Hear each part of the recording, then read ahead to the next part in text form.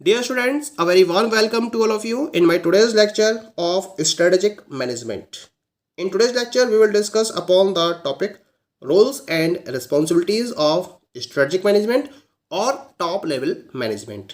यानी कि एक पर्टिकुलर बिजनेस फर्म में जो उसका स्ट्रेटजिक मैनेजमेंट है या जिसे हम टॉप लेवल मैनेजमेंट के नाम से भी जानते हैं, उसके क्या क्या रोल्स है, क्या क्या रिस्पॉन्सिबिलिटीज़ है, इसको हम आज के लेक्चर में कवर अप करेंगे।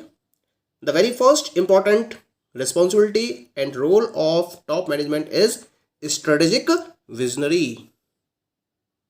Strategic manager points an organization in a particular direction. He charts a strategic path for it to follow. He then communicates the strategic vision down the line to lower level oblique middle level managers and employees, and thus it has motivational value. ये कुल मिला के एक vision को create करना, एक strategic vision को create करना, this is the very first responsibility of the strategic managers within the organisation. क्योंकि जो इनके द्वारा क्या करा जाता है, जो विजन क्रिएट किया जाता है वो ऑर्गेनाइजेशन को एक पर्टिकुलर डायरेक्शन पॉइंट आउट करता है। ये वो डायरेक्शन होती है जिसमें ऑर्गेनाइजेशन को अपने स्टेप्स को आगे बढ़ाना होता है।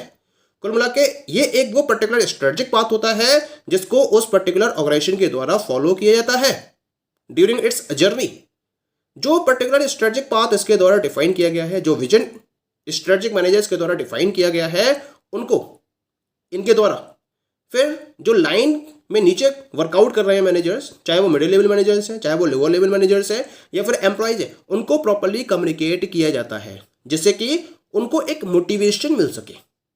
तो मोटिवेशन प्रोवाइड करने के पॉइंट ऑफ व्यू से इस विजन को डाउन द लाइन कम्युनिकेट किया जाता है bye the top level managers.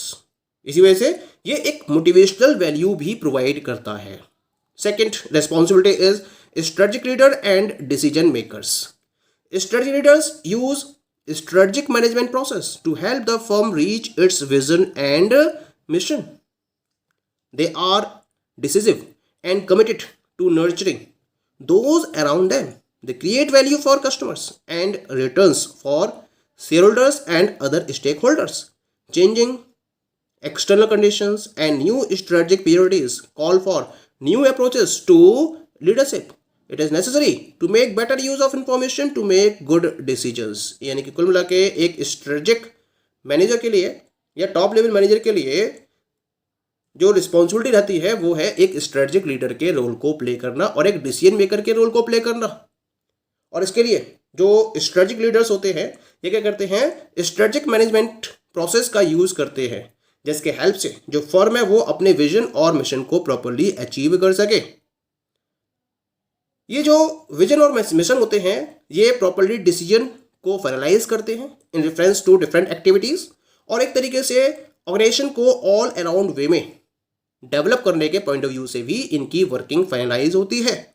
कुल मिला के कस्टमर्स के लिए ये वैल्यूज़ को क्रिएट करते हैं और जो कंपनी के या फर्म के शेयर होल्डर्स हैं या जो अदर स्टेक होल्डर्स हैं उनके रिटर्न को भी ये इंश्योर करते हैं। अगर एक्सटर्नल कंडीशंस में कोई चेंज हो रहा है और नई स्ट्रेटेजिक प्रायोरिटीज को फोकस किया जाना बहुत ज़रूरी है तो उसके रिगार्डिंग स्ट्रेटेजिक लीडर के रोल में जो टॉप लेवल मैनेजर होते हैं वो नई अप्रोचेस को क्रिएट करते हैं जैसे कि जो चेंजिंग कंडीशंस है उनमें ऑर्गेनाइजेशन के विजन और मिशन को प्रॉपरली अचीव किया जा सके। और इसके लिए ज़रूरी है कि जो आपके डिसीजन के रिगार्डिंग इंफॉर्मेशंस अवेलेबल हैं उनका एक प्रॉपर और बेटर यूज़ किया जाए। तो सबसे पहले तो एक्सटर्नल और इंटरनल एनवायरनमेंट के रिगार्डिंग प्रॉपर इंफॉर्मेशन को कलेक्ट करना और उसको ध्यान में रखते हुए प्रॉपर चेंजेस को फॉलो करते हुए नई अप्रोचेस को इस तरीके से फॉलो करना जिससे कि ऑर्गेनाइजेशन के विजन और मिशन को प्रॉपरली अचीव किया जा सके। तो ये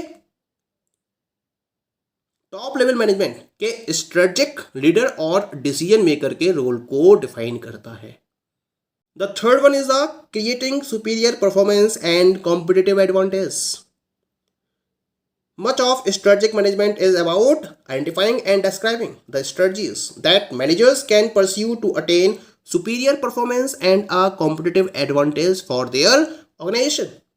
यानी कि हम जब स्ट्रेटेजिक मैनेजमेंट की बात करते हैं या टॉप लेवल मैनेजमेंट की बात करते हैं तो उनका जो ज़्यादातर टाइम होता है वो उन स्ट्रेटजीज को आइडेंटिफाई करने में और डिस्क्राइब करने में खर्च होता है, जिसके बेसिस पर जो उनके मैनेजर्स हैं वो अपनी सुपीरियर परफॉर्मेंस को अटेन कर सके और ऑर्गेनाइजेशन के पॉइंट ऑफ व्यू से कॉम्पिटिटिव एडवांटेज को भी गेन कर सके।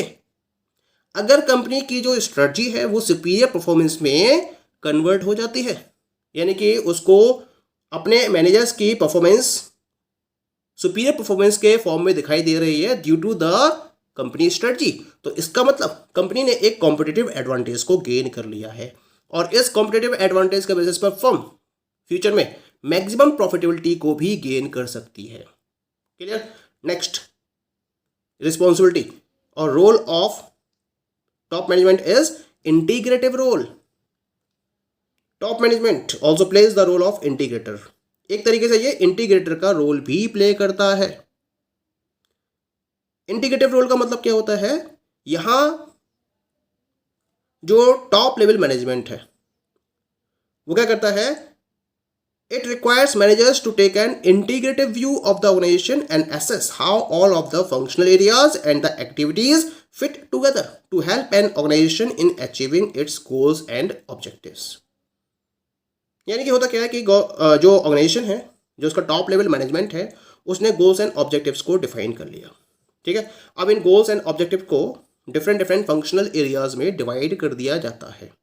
अब यहाँ पर काम क्या है, वर्क क्या है इसका, ये जो इंटीग्रेटिव रोल है इसमें जो टॉप लेवल मैनेजर्स हैं ये एंश्योर करते हैं कि वे जो ऑर्गेनाइजेशन के अंदर फंक्शनल एरियाज हैं और जो एक्टिविटीज़ फॉलो की जा रही हैं उसको प्रॉपरली इंटीग्रेट किया जा सके और इस तरीके से इंटीग्रेट किया जा सके डिफरेंट फंक्शनल एरियाज और एक्टिविटीज़ को, जिससे कि ऑर्गेनाइजेशन का ओवरऑल गोल और ओवरऑल ऑब्जेक्टिव को आसानी से अचीव किया जा सके। तो हम इस रोल को बोलते हैं इंटीग्रेटिव रोल।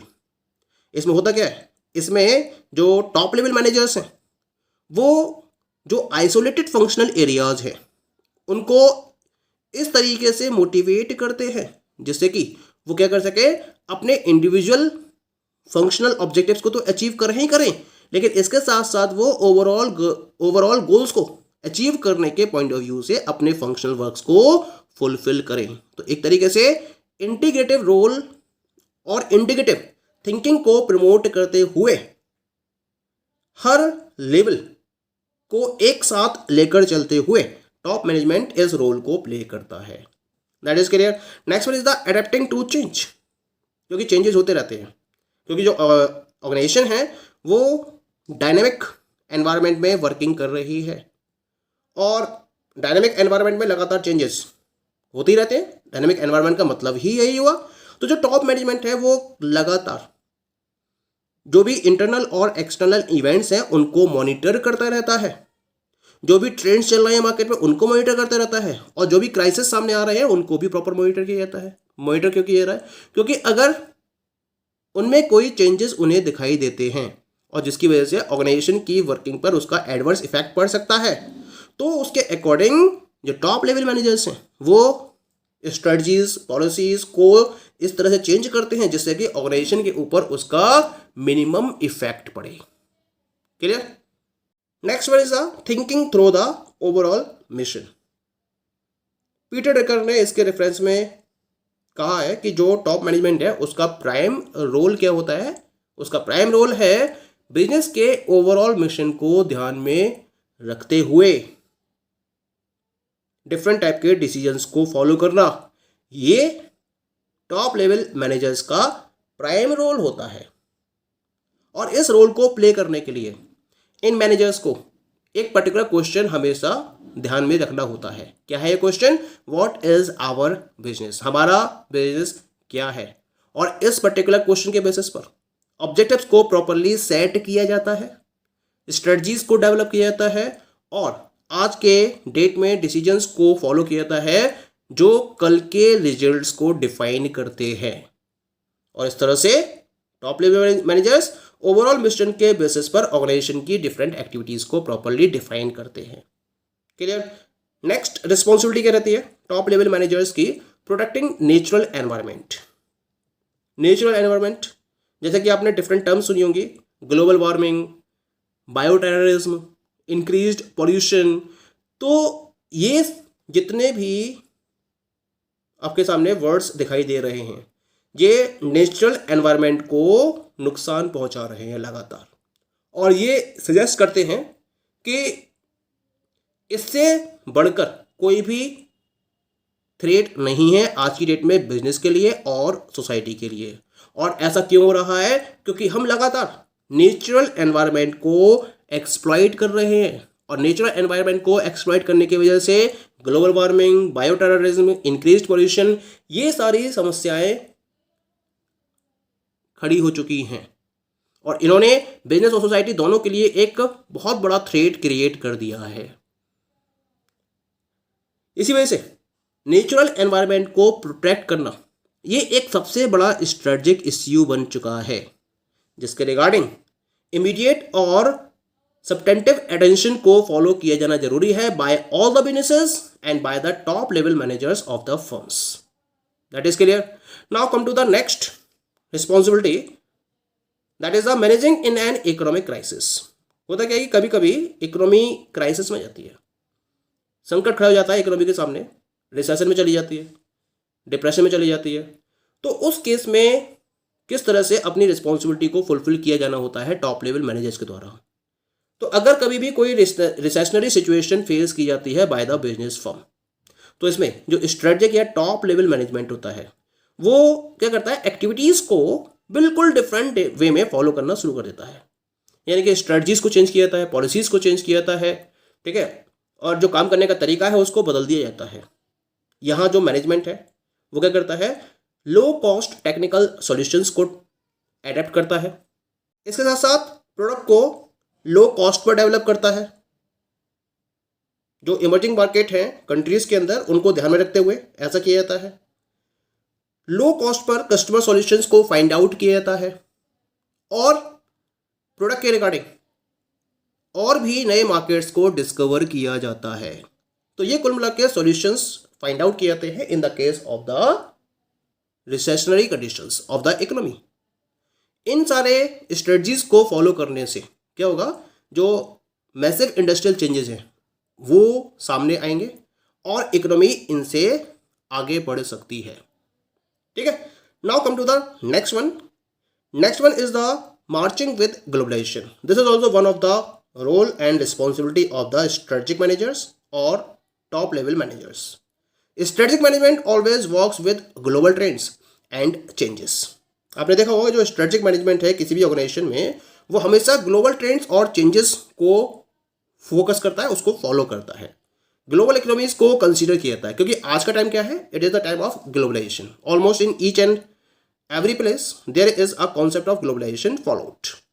और इस पर्टिकुलर ग्लोबलाइजेशन के टाइम में ये जो ग्लोबलाइजेशन कॉन्सेप्ट है वो लगातार अपॉर्चुनिटीज और चैलेंजेस दोनों को ही इंक्रीज करता है। Lots of opportunities are available and also lots of challenges are also available due to the globalization. और सबसे बड़ा चैलेंज क्या है किसी फर्म के सामने है कि जो कल्चरली सेंसिटिव डिसीजंस है उनकी नीड को समझना, यानी जिस कंट्री में ऑर्गेनाइजेशन ऑपरेट कर रही है उसके कल्चर को अच्छी तरीके से समझना और उसके अकॉर्डिंग प्रोडक्ट्स और सर्विसेज को अवेलेबल कराना। This is the biggest challenge for any of the firm. और इसके लिए क्या करा जाता है, स्ट्रेटेजिक मैनेजमेंट प्रोसेस का यूज किया जाता है। और इस प्रोसेस का यूज करते हुए डिसीजन और ऑपरेशंस में जो भी चेंजिंग कॉम्प्लेक्सिटीज होती हैं, जो भी हार्ड सिचुएशंस इन्वॉल्व होती हैं, उनको एडवांस में एंटिसिपेट किया जाता है और उसके अकॉर्डिंग सॉल्यूशन को फाइंड आउट किया जाता है। ठीक है, और इसके साथ साथ ग्लोबलाइजेशन एक पर्टिकुलर पॉइंट को अफेक्ट करता है क्या, जो प्रोडक्ट है उसके डिजाइन को, प्रोडक्शन स्ट्रेटजी को, डिस्ट्रीब्यूशन स्ट्रेटजी को, और गुड्स और सर्विसेज के रेफरेंस में सर्विसिंग को भी ये कंप्लीटली अफेक्ट करता है। इसी वजह से ये रिस्पॉन्सिबिलिटी रहती है टॉप लेवल मैनेजर्स की कि जिस कंट्री में ऑर्गेनाइजेशन ऑपरेट कर रही है उसके अकॉर्डिंग ही वो अपने प्रोडक्ट्स को और सर्विसेज को अवेलेबल कराए। Clear? Rest of the roles and responsibilities of strategic management और top level management we will discuss in the next lecture. Okay, thank you.